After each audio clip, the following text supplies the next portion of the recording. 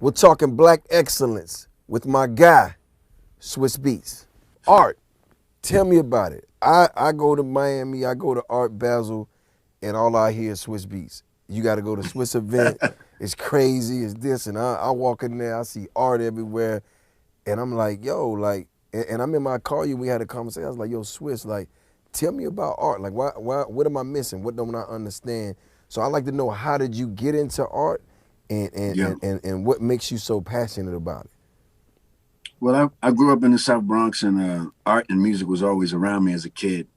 I can't say I appreciated it at that time because it was just a part of living. Right. It was just a part of how we was doing. We go outside, you see graffiti, you see the DJ in the back park doing this thing. That was like life. That wasn't like a luxury to me at that time. It was life. And then I remember getting my first crib. I think I was 18. I bought my first house in Jersey at 18, and I wanted to decorate the house. But I didn't want posters. I wanted to put some art on the walls. And then I started going to the galleries. But in the beginning, I was like, damn, like, they charging too much for these. Like, they want 50,000 for that thing. They want 100,000 for this. Right.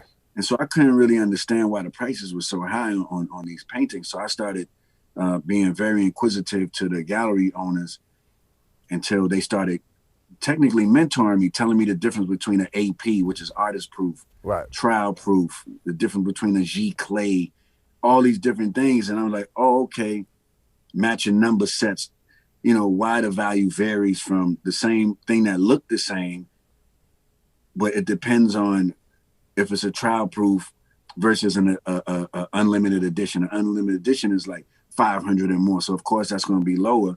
A trial proof going to probably be 1 to 15. So that means it's you and 14 other people have that. Right. And then, I started collecting, but I can say in the beginning I was collecting when I got into it heavy, I was collecting for the wrong reasons. Right. I was collecting to impress people that came to my house instead of actually caring about what I had on my walls. I was like, oh, this is a Miro, this is a Picasso, this is a, this is a this is a that, Right. So when Clive Davis come to my house or somebody like that come to my house, they know that when it's time to renegotiate my deals, I'm not just some throw around kid that come from the streets.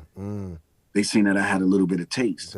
Yeah. But since then, I've grown to love working with living artists and collecting living artists and helping living artists. So the Dean Collection helps living artists. And that fair that you heard about in Miami is called No Commissions.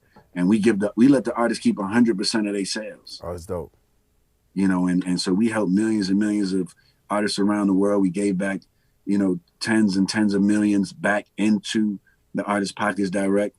And, I just built my collection because I was like, man, we talk about the culture, but we don't own none of it. Right. And so with the Dean Collection, with me and my wife, we said, we're going to collect our own. We have the biggest photography collection of Gordon Parks, the biggest collection of many others, which I won't name because it's not public, but we got to preserve our culture. We got to preserve the things that, we feel that belongs to us, or the other side is going to get it and they're going to dictate to you when you can see it. And what it's worth.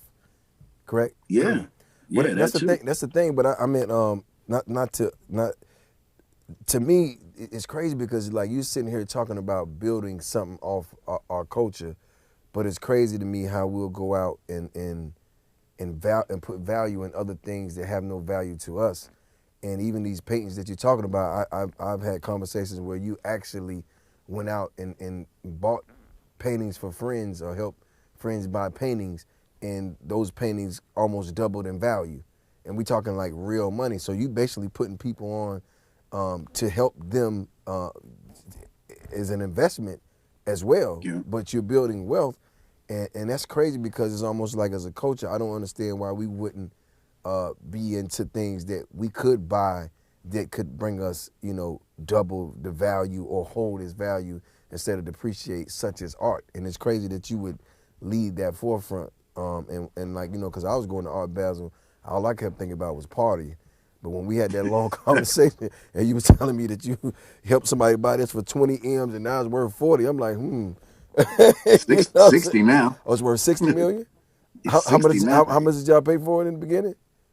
21. 21 million, and it's worth 60 million. Yeah, he paid 21 for it. Right. And that's all because you pulled him in the right direction. Yeah, but he also knew that that's what I really do. You Right, know, right. somebody's not just going to put 21 million because of your word. It's endless years of that person Right. watching his little brother do what he do. Damn. And you know, and it's public, you know, our brother Diddy, you know what I'm saying? Right. You know, he'll Shouts tell out to you, Diddy. you know, he saved that piece for the culture, and that piece made that artist the highest paid black living artist in the history. Why? So the artist is black. Yes. Wow. Yes. And it was very, very, very, very important for that to happen that day. And then that day I did something similar. With that night, we just raised the market for our culture, and it hasn't went down since that night. Wow. You know, it hasn't went down since that night, and it's powerful what we can do together. But the problem that our culture have is we have a problem with ourselves sometimes. Mm. You know, I show people art that look like them, that feel like them, which is us, Right. and they just have a hard time because we got a problem even looking at ourselves. So we're gonna go hang those other things on our wall that takes us way far away from where we come from to make us feel like we're other than Right. ourselves. Right. And what I was telling you before is I went through that. Right. I was, man, I would have never, you know what I'm saying? Like I would have went a Warhol on my joint. Right. Instead of before I would put a Kahinde. Now you probably couldn't give me a Warhol before a Kahinde. It's impossible. Right. Right. I feel too at home with it. Right. Personally. Right. Right. It feels good. Yeah, and I'm not just a collector of African American art. My collection spans from all over the globe, from Asia, from India, from South America, from everything. So they always like to box us in as African American collectors. No, we doubled down on that market because we wanted to bring some more attention to it. But we collect all art. Right. They need to hear that out there because it's like we got to put the value back into us, into our culture. When it comes down to the music business today, like, how do you feel about it as a business? I'm always in the middle because it's the only business, and I appreciate the music business for getting me out the streets or me using my talents to use the industry to get me out the streets and my family and everything like that. I like it if you can write your own destiny with it. Like I'm with Epic right now because sometimes I might want to put some music out. It's a very simple, straightforward deal. I'm not a slave. It's easy. But getting into it in the beginning, you're gonna have to put some skin in the game. You understand? Like you're not gonna just come out the gate and this is gonna be sweet. Right. So it's okay to take the bruises and this and have the war story. That's a part of it. It's a dirty dog game. Just know. But you got to know when they advance that conversation and you're tired of it. So it's like, all right, I started like this. I did 3 albums like this, but my 4th, 5th, and 6th, I'm definitely trying to do it like this. And you as the creative, we got to set our goals to know, okay, I'm gonna get dirty with you, but then that's your initiation, right? But then I'm gonna go be an OG too. I'm gonna go work my way to be an OG too. Right. And so you got to have your plan. I think the music business is what you make it. And I definitely want to see, like, in 10 years, who really stands the test of time and understands what it's like to build themselves as a brand.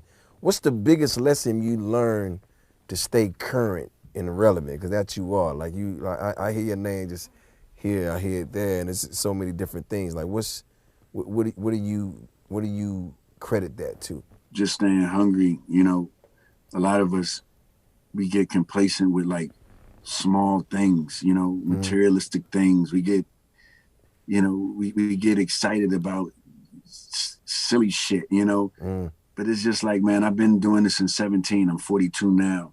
I love that. I had a current conversation at 17. I got current conversations now because I stay hungry. Right. And if I'm not hungry in the area, I'll move to an area where I'm hungry, and I just go at it until I get until I get that fulfillment, right? Like I wasn't hungry in music no more, so I went to art. Right. You understand? Or you just got to just go where you feel hungry and you got that motivation. Right. And that's where you hit. If you know, most people, if they lose the motivation, they just go quiet and don't do nothing. Right. That's a fast way down the hole. Right. You got to find something to take the place of that thing and put the energy there, because it's going to bring you back to where your love is stronger. You know, and that's how, like, I can come with and give Wayne, you know, uproar at that particular time out of nowhere, because you know what? I'm fresh. I'm inspired by other things I'm doing. So I'm excited to do that. It's not like you know, I'm not really feeling this vibe. Right. I'm not that, because I saved myself from that by going to do other things. So when I hear something, I'm like, okay, well, let's get to it. Right. And so we got to keep ourselves inspired and have multiple things that inspire us. And a lot of people are like, well, but I'm not inspired by nothing else. Well, you're not looking hard enough. Right. It's almost like the things you're being open-minded about are energizing you and giving you energy to do what you do love, because it's charging you up. I love that. Yeah, and create challenges for yourself. I challenge myself with things. Right. I speak to the universe. Speaking of challenging, speaking to the universe, no success without failure. What does that mean to you, the Swizz Beatz? Well, I don't look at them as failures no more. I look at them as lessons. Right. Because if you learn from it, then it's a lesson. If you didn't learn from it, then it's a failure. Every failure that I thought I had was actually a lesson. You understand? So we got to learn from those downfalls at that moment to make those success, or to listen to them as lessons. Now, I feel that to be called a GOAT or to be called any of those things, you have to be hot and cold at least 5 times. Hot and cold at least 5 times. At least. So that means you was on, you got cold, you got back up. You was on, you fell down, you got back up. So at least 5 times. At least, minimum. Okay. I would say 10, right, but I'm gonna say 5, because before it used to be 10, but that was a different era, that was a different vibe. Right. I'll say 5 times. You have to go through some shit and come out of it, because everybody, if it's all good, then we don't really know how good you are. If it's all good. You understand? Right. If it's all good, we don't really know how good you are. We know how good you are if it was all good and we watched you and make it from the mud and be like, he did that. I respect that. That's why, like, I respect, you know what I'm saying? Like even yourself, you understand? Like, you've been through trials and tribulation, and you got a current conversation happening in the day, right? Look at how you moving. I'm on the show, work the conversation. Right. Jeezy is the owner of the show. You understand? Like, you've been hot and cold about 10 times. Yeah. Yes, sir. You understand? So just because you got a couple of hot records and the world is gassing you up, okay, welcome to the race.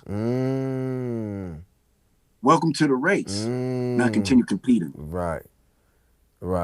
And it's definitely competing. And it's definitely a marathon. It is not a sprint.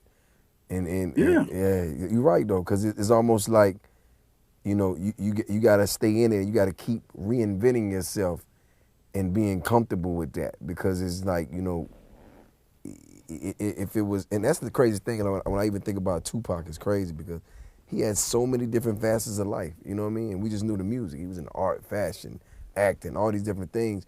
But even if he'd have been around today, even like Big, like who's behind you, it's like what would they, you know, I feel like they would still be the GOATs because they would have been reinventing and, you know what I'm saying? Man.